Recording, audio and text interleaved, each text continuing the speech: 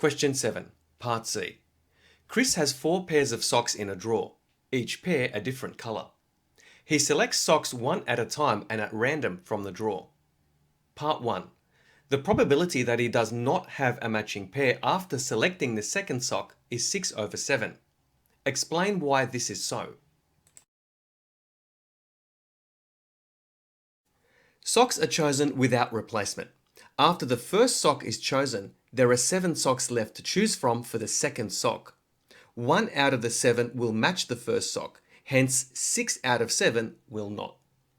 Therefore, the probability that the second sock does not match with the first sock is equal to 6/7.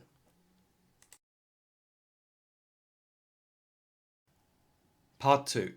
Find the probability that he does not have a matching pair after selecting the third sock.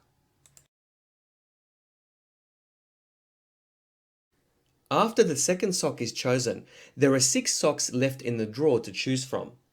Assuming the first 2 socks are not matching pairs, 2 out of the 6 socks left in the drawer will match the first 2 socks chosen, 4 out of 6 will not.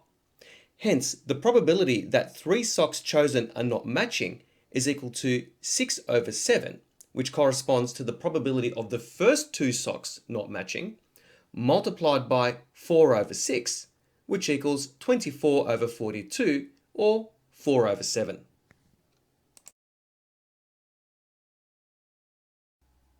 Part 3. What is the probability that the first 3 socks include a matching pair?